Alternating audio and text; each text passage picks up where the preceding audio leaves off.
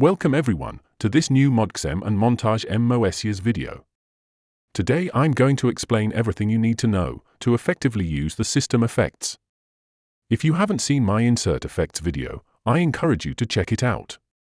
That's because I already cover some concepts that will come in handy when using the variation system effects. Just before we start, if you like the video, please click on the thumbs up. It's really important to me to know that you appreciate the content I create. And once you've done that, click on the boost button to help this video appear in YouTube's recommendations. It's super important for small channels like Moessieurs. For this video, I chose the Pulse Comp Performance to explain what system effects are, how they work, and the key points you need to know. A quick reminder, use the Shift+ navigation shortcut to access to the effect display overview. You can see the insert effects for the two parts in this performance. I added one specifically for this video. You can see too the system effects. There is a variation effect and a reverb effect. After you have a master FX, and at the end of the chain, you have a master equalizer. Let's go to navigation now.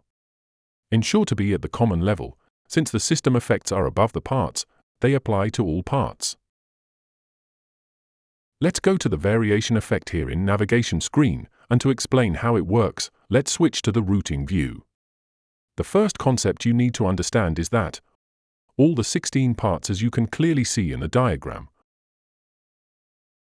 will pass simultaneously through the variation effect, the reverb effect, and the master FX. And at the end of all that, the diagram explains it clearly. The sound pass through the master equalizer, and then go to the main output. The AD input and the digital in as well passes through all of that when they are routing to the main output. Take in count that by using and dedicate USB bus, you will not pass through the system and master effects. How to adjust the level sending to the variation and reverb effects for each part. For the master FX is a little different, I'll explain that to you later. Let's go to the edit part level. As you see, I switched to the part and went to the part routing screen. For each parts, you can manage a reverb send and a variation send value. This adjusts the amount of sound passing through each system effect, but not all of it, because otherwise it would get drowned out, for example in the reverb, and that wouldn't sound good. You're sending just a portion of it. You can also find this send setting here in General Pitch, under Part Settings, along with the Variation Send, Reverb Send, and Dry Level. If you don't want to fine-tune things, and to keep it simple, which is what I'm trying to explain in my videos, set the Dry Level to 127 and leave it as is. Let's go back to the common level to return on that view. What are your options for the variation effect? It's very simple.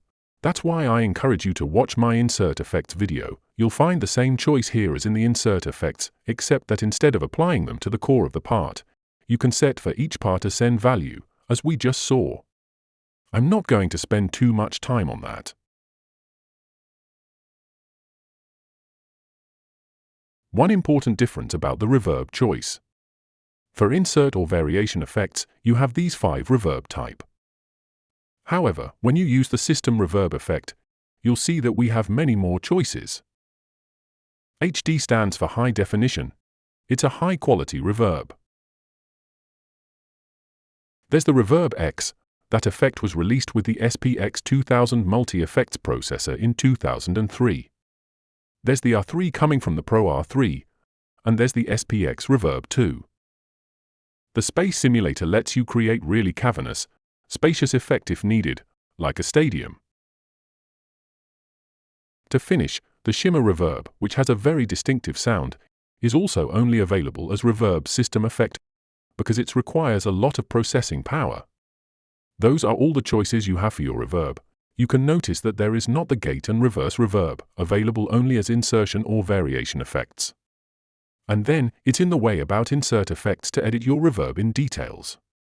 Once you've chosen your reverb effect, go to the reverb panel, where you can edit it. You'll find presets tailored to the effect you've selected. It's the same for the variation effect. Go to Variation. Look, you can see that for variation, I had set it to the SPX All. Let's try something else. Perhaps you often use a chorus. Let's use that to explain and continue shaping the sound. Here, unlike with insert effects, where you have A to B, B to A, or parallel routing, this one is available only for AWM2. There are not this selection for the system effects. Take attention to that point. At the variation section output, you have the variation return. If you've seen my video about using your DAW's effects to enhance your tracks in ESP, I recommend you to checking it out. I explained that it's a kind of effect output level. Think of your reverb effect as an effect rack unit, like the SPX 2000 or Pro R3. To simplify things, it's basically the effects output volume. You have this output effect volume, and you have also the variation effect volume that gone to the reverb. That's pretty interesting. Here you can see it was at 0. If I add an effect, as a good example, an LCR delay like this. If you set the variation return to 0, even though I sent a signal to the variation send for each part, you won't hear the delay effect.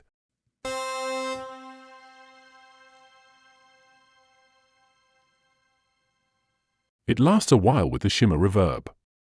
Let's switch to something a little shorter, the R3 all as example. What happens if I lower the variation return to 0? But I send it to the reverb.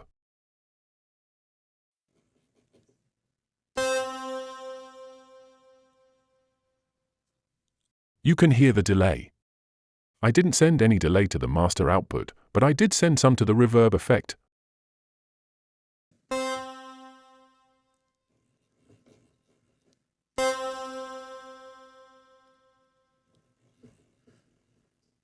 You can control and make all kinds of adjustments with this to fine-tune your effects system however you like. Let's set it to about 60. You can even pan the variation effect and the reverb effect. And for the reverb, similarly, there's a reverb return to simplify things and make it easy to explain. So a kind of reverb output level here. Let's move now to the master FX. Here, there's a multiband compressor, but I'll explain some interesting tips and tricks for using it later, whether on stage or in a home studio, and then we'll move on to the master EQ. With the master FX, the big difference from what we saw earlier is that there's no send per part. The output from all of this go to the master effect and applies in the same way to the parts and AD input or digital in. There's no differentiation here, there's no option where you can set a send for a part to 0. That's why we have a slightly more limited choice in terms of effect types.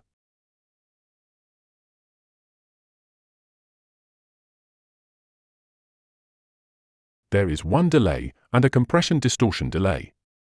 That's pretty good because, well, you won't necessarily use the distortion, but you can use compression and delay as one effect that apply to all.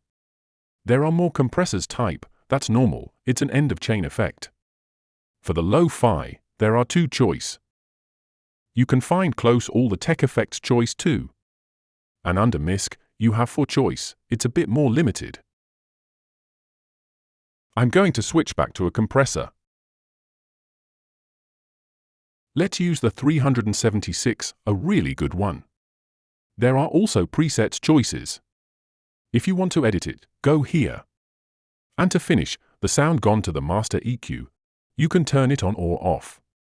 This one already had some adjustments with boosts and not really any cuts. Don't forget to subscribe and click on the bell to be notified when I release a new video. You can also request an online training with me by Zoom. It's not only explaining things point by point, telling only you what this function is for. What I'm offering is truly support for your musical project, whether it's for getting started or exploring the Montage M or the MODX M synthesizer. Whether you want to delve deeper into areas where you lack knowledge or if you have some gaps in your understanding, my goal is to guide and help you to reach your desired level based on your current knowledge to improving it. We can also work with your stage setup. Just send me your backup file and we can work on your performance examples. This isn't a training course where it's mandatory to follow a program from the beginning to the end. You choose your session topic, and at the end, I send you the session video recording to let you watch it as many times as you need. Do not hesitate, contact me now, you'll find all the information in the video description. This isn't the video ending. We have seen what's on this screen, how it works, how to send signals. Now, let's talk about using it on stage or at home. The first thing I want to explain, and that's why I added a second part here, is that a lot of users ask about the system effects. In that example, I add a part to the performance, since Pulse Comp only has part 1 by default. For Wind Modulator, if I lower the volume of the first part, it doesn't sound exactly the same as in its original performance from where I imported it. That's where I'm going to explain a few things to you. When you import a part, it comes with these two insert effects. That's what I explained to you in my insert effects video. It's tied to the sound core. It stays with the part and comes with it. That's not the same about system effects, and when I do my training sessions, I like to explain it in this way. System effects sit well above the parts, and each part sends a signal to them. But that's at the performance core, not at the part level. We are on the home view. See this little house icon? That represents the house foundation, the performance. And you have to think of your parts like this. When you import your parts from one other performance to that one in my example, it's as if that parts were some furniture pieces from the another house. They come from another house that was another performance, in which you had furniture pieces that were different sounds, which you arranged differently. In the other performance, the house can be bigger, can be smaller, it had more resonance or less resonance, it depends on the system effects used to simulate all of that. This is a metaphor, of course. It sounded a certain way, because the performance was set it to have some resonance, some reverb, in more or less space, more wall in the room. If you get into the reverb details settings, you can create a warmer sound, a colder sound, that sort of thing, managing early reflections, all of that. But when you import your parts there, in that performance, it's as if you've taken some furniture pieces from another house and put it in this one. You understand that you don't end up with the same walls, the same roof, the same room size, or the same room resonance. That's the analogy you need to understand. When you take a part, it's like taking a piece of furniture from one house and putting it in another. So, naturally, the two performances do not have the same resonance, not the same reverb, not the same master effect, and not the same variation effect. You can't import the system effects from one performance to another. You cannot put a house in a house.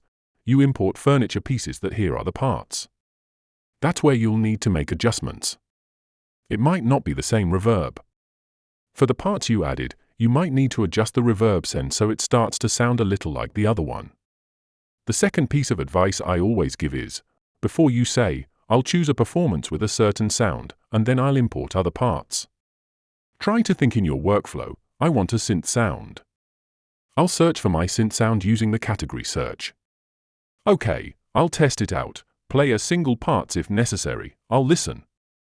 I say, this one's good, I like how does it sound with its system effects. How does it respond to the super knob in terms of what I need? Because the super knob is also on the common level, it's not a furniture piece. What does it done? I want to use a bass, do not import it, try the bass from its performance, do the same for the piano, and so on. Once you know what are the 6 or 7 main instruments that you're going to use, ask yourself, for which one is it most important that I want to keep? You really need its reverb, because right there, in its performance, it sounds so good, the reverb gives it a sound depth. Well, that's how you'll choose your starting performance, the one that will serve as your foundation. Maybe you'll have to sacrifice the super knob to get a really good reverb that suits you, or a modulation effect that works well for you. Maybe it'll be the other way around, you'll have to make a trade-off. Or on one of the performances, the reverb sounds great, but you really need what the super knob does on the part, in that case you sacrifice the reverb. That first point is super important, that's exactly what you need to done. Let's see another very important tip. Let's go back to the navigation menu, to the common level, and go back to the effects here. Here you can see that I've set a delay as a variation effect. The advantage of having a delay here as a variation effect is that you can send a signal from each part, and they'll all have the same delay, which will sound the same, based on the same tempo, time, or repeat settings. The risk you might run into is this: look, I did this on purpose. This part already has a delay in one insertion effect slot. And if it isn't set up the same way as your variation delay, that can cause problems. You might think, the delay is fine, but I'd need an autopan as example. That's where you really set your delay as a variation effect, to let it affect all the parts in the same way, with a properly configured send. Now, for this part right here, I'll be able to apply whatever effect I want. I'll be able to use an autopan. Here, you can see that on these two parts, there's a VCM compressor to make them sound really good. By the way, you see there's a natural kick preset on a sound that's a FM lead sound. You can use things in unconventional ways with the effect presets. Natural kick is usually used for a drum kick. But it works here too. Okay. I have a delay, I have an autopan, but I really need a slice effect. That's where you might have to sacrifice the VCM compressor. At some point, you have to make choices. You can't have it all. You have two insert effects, one variation effect, and a reverb effect that's used solely for reverb. You can juggle these three right here on this screen by figuring out what you really need and what's most important. Let's see another possibility when it comes to delay effect. Maybe for variation, you'll want the classic chorus or flanger effect. But in the end, you like to have a delay, too. For variation, let's go with a classic setup. I like the SPX chorus, so let's use that one. What can you do now to have also a delay that apply to all the parts in the same way? You can use the master FX slot. The choice is limited, there is just an LR delay. You can set the LR delay. Since there isn't even a send here, it applies the same way to all the parts. They'll all sound the same with the delay, the same repeat number, the same time duration. It's also another way to vary the effects. You have plenty of options available to you once you've used this diagram to understand how it works and how you can manage the effects. In this case, you won't have a compressor on the output, but for stage keyboard playing, it's not always helpful, maybe more in music production, but in that case, use your DAW effect too. It can also be managed at the mixing console if needed on stage, but more in general way for all performances. Although, generally speaking, when it comes to keyboards playing, everyone does what he wants, but I don't use too much compression. That lets me preserve a certain degree of nuances on the keyboard playing. That's video ending. I hope you enjoyed it. I hope you found the content interesting. Feel free to click on like, and I also invite you to click on the boost button to highlight this video in YouTube suggestions. As official Yamaha expert and specialist, if you want to learn more quickly how to use or take in hand your Montage M, MODX M, ESP, Camelot Pro, or any of the Yamaha synthesizers and stage keyboards that I use, or also Cubase MIDI and audio recording with them, you can request an online masterclass with me. You choose your session topic, and you can download your session video to watch it as many times as you need. If you are a Moessieurs YouTube community member, you will get 15 minutes extra time for each session. How to become a member? Just sign up on YouTube. It's a monthly subscription of €3, and you'll get more than just the 15 minutes extra time. You'll get to see all my videos in preview, without ads, almost 1 month in advance, as well as my private videos without ads too. Don't hesitate to join the Moessieurs YouTube community. See you soon for a new Moessieurs video.